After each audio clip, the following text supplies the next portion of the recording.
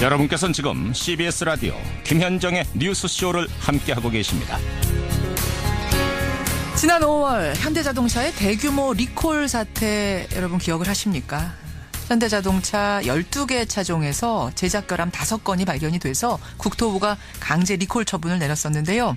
이게 알고 보니까 한 내부 고발자의 제보가 있었기에 가능한 일이었답니다. 그 공로를 인정받아서 올 연말에 참여연대가 수여하는 올해의 의인상, 또 한국투명성기구가 선정하는 투명사회상, 상을 2개나 이분이 받으셨더라고요.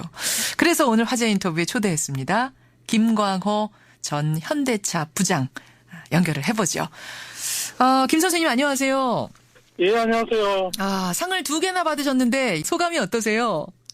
예, 사실 일반인들에게는 많이 알려지지 않지만은 훌륭한 일을 하신 공익제보자가 우리나라에 많이 있습니다. 예.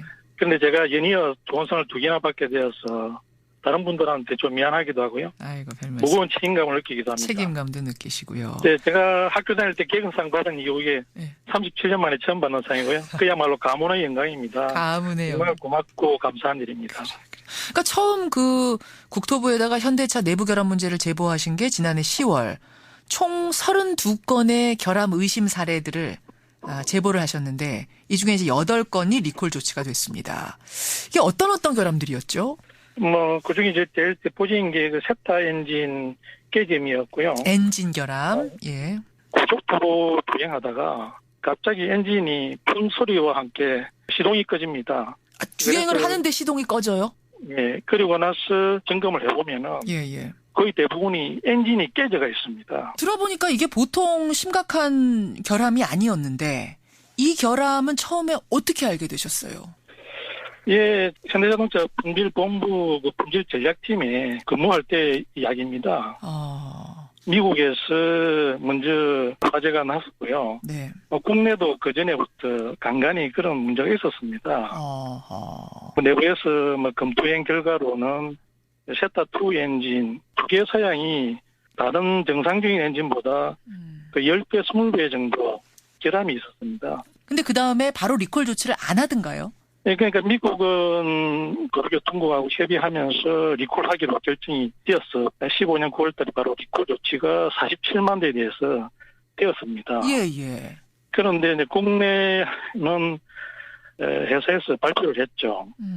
미국 공장에서 알라바마 공장만 청정도 문제라 그래가지고 국내에는 문제가 없다라고 그렇게 발표를 했습니다. 그러니까 선생님은 분명히 이게 지금 국내에도 문제가 있는 건지 알고 있는데 갈등이 되셨을 것 같아요. 회사의 이익을 위해서 내가 이 회사 계속 다녀야 되는데 이거를 눈 감고 모른 척 할 것인가 아니면 세상에 알릴 것인가. 예, 고민을 많이 했죠. 그렇죠. 좀 내부적으로 은폐하려고 하는 어떤 그런 기업 문화라 그럴까 그런 게 자리에 잡혀 있더라고요. 그래서 그거를 이게 가만히 놔두게 되면은 회사가 망할 수가 있겠다.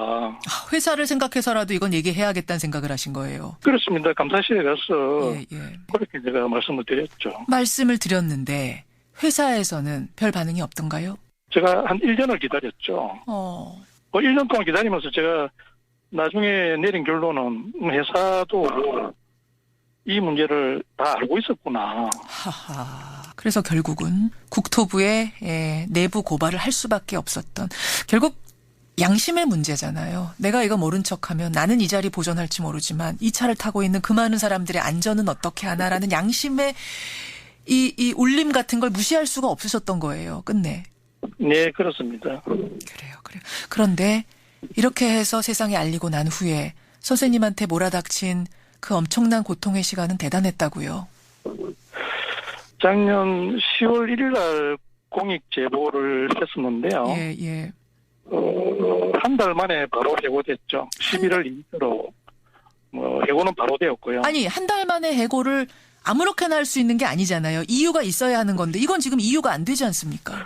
이유가 안 되는데 예. 회사에서 이유를 만들어가지고 하는 건 어렵지 않습니다. 뭐라고요? 공익 제보한 내용을 가지고 예. 보안 규정 위반이라는 거죠. 사내 규정 위반이다? 예, 인사징계위원회가 개최되었었고요. 예. 저도 그 자리에서 이 문제를 은폐했던 그 사람들을 조사해서 처벌해야 되는 것이지 공익 제보자를 처벌하는 것은 이거는 올바른 방향이 아니다. 저는 뭐 계속 그렇게 이야기할 수밖에 없었죠. 근데 결국은 안 받아들여지고 한 달 만에 해고가 되셨어요. 예, 그렇습니다. 해고가 된 게 다가 아니라 뭐 집으로 경찰이 들이닥치는 일도 있었다면 그건 뭔가? 그 이후에 바로 동시에 형사 고소가 되었더라고요. 역시 저 내부 문서 유출 건으로. 그래서 제가 아직도 기억이 생생합니다만은 올해 2월 20날 제 양력 생일입니다. 집에 있는데 갑자기 경찰이 쳐들어와서 집을 롯데마트로 만들었죠. 뭐 가족도 또 당황했고 공익 제보한 사람을 경찰이 와가지고 압수수색을 한다는 게 저는 상상이 안 갔던 것이죠.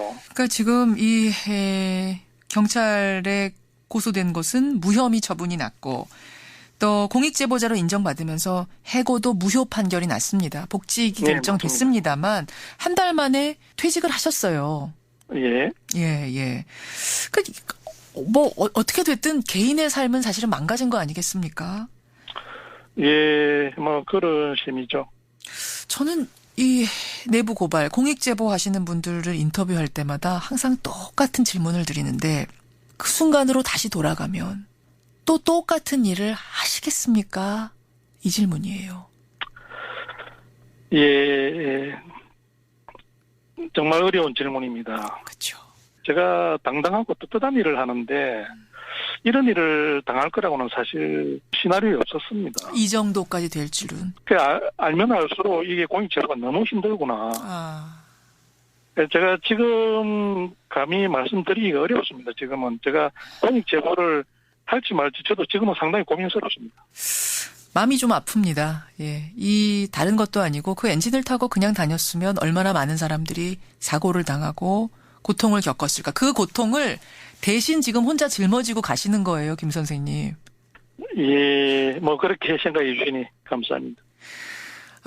힘내시고요. 이 땅의 공익제보자들이 집안이 풍비박산되는 이 상상할 수도 없는 고통을 당하는 건 말고 오히려 더 성공적으로 살 수 있는 날이 올 수 있기를 저도 기도하겠습니다. 뭐 아직까지 공익제보가 끝나지 않았습니다. 내년 하반기 정도 되면은 뭐 결론이 날 것 같은데요.